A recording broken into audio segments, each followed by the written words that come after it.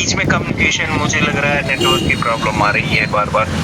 तो समझो जब हम हेमेटाइट की बात करते हैं तो हेमेटाइट का यहाँ पर उत्पादन किया जाता है ब्राजील में। ब्राजील में दो खाने याद रखना, दो क्षेत्र याद रखना। एक तो है मिनास जेरास क्षेत्र। पीसीएस में बहुत बार पूछा गया है कि मिनास जेरास लिस्टिंग वाले में, लिस्ट फर्स्ट और लिस्ट सेकंड से मैच कराने में, एक तरफ देगा लोहे की, एक कोयले की, है ना, कोयला, लोहा, मैग्नीज, तांबा, ये सब देगा। दूसरी तरफ वो कंट्री लिखा रहेगा या माइनिंग क्षेत्र लिखा रहेगा। जैसे देखो, एक तो लॉरेंस क्षेत्र याद रखना, ठीक है, बहुत बार पूछा गया है लॉरेंस क्षेत्र कहाँ पे है, क्या है, कैसे है। दूसरा जो है, जो मैं अभी नाम ले रहा हूँ मिनास जेरास, इसका भी याद रखना। क्रिवायरो का नाम याद रखना, किस लिए है अभी अलग अलग हम लोग पढ़ेंगे जब मिनरल्स वाले में, तो उसमें आ जाएगा। तो इटाबिरा और मिनास जेरास दो ऐसे क्षेत्र हैं यहाँ पे जहां से लोहा निकाला जाता है। दक्षिण अमेरिका का लगभग 87 मतलब 85 अप्रोक्सीमेटली अभी है, पिछले आंकड़ा देखेंगे 87% लोहे का उत्पादन ब्राजील कर पाता।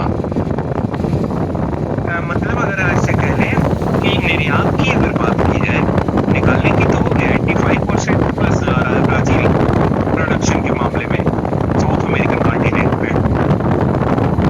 साथ ही साथ जो निर्यात की बात करते हैं ना, वो लगभग 50% जो है यूरोपियन कंट्री को और अमेरिकन कंट्री को, मतलब उत्तरी अमेरिका की तरफ निर्यात करता है। इनके उत्पादन में ब्राजील भी आगे है, हालांकि उसके साथ साथ देखेंगे चीन है, इंडोनेशिया, मलेशिया, ये सब है। उसके बाद आता है ब्राजील का नंबर, इंडोनेशिया, मलेशिया वगैरह के बाद में। लेटेस्ट डाटा जो कि मिनरल्स वाले में मैंने दिया हुआ था, तो वहां से जाके टैली करा सकते हैं कि लेटेस्ट में कौन किस पर है इस नंबर पे। तो यहाँ बात करते हैं कि अमेजन नदी के जो क्षेत्र है वहां से बॉक्साइट का भंडार मिला हुआ है। इसके बाद आप देखेंगे ब्राजील के पठारी भाग से तांबा, सीसा, जस्ता, ये सब निकाले जाते हैं।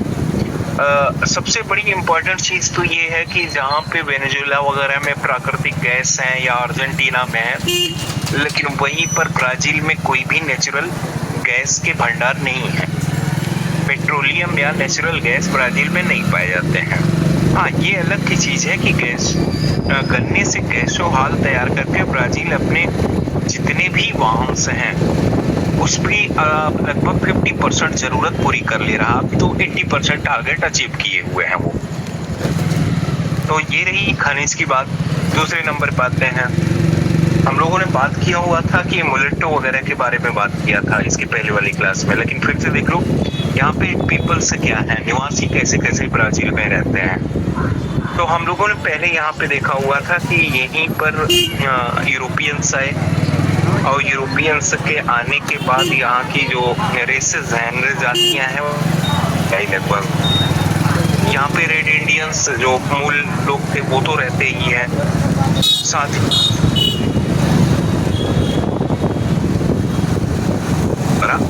निग्रो लोग, उनकी पॉपुलेशन, उसके साथ निग्रो लोगों ने वहाँ के मूल लड़कियों से शादी की तो उससे उत्पन्न हुई संतान अलग हो गई। उसके बाद आप देखेंगे कि यूरोपियंस जो आए उन्होंने जो शादियां की उनसे उत्पन्न संतानें अलग हो गई थी।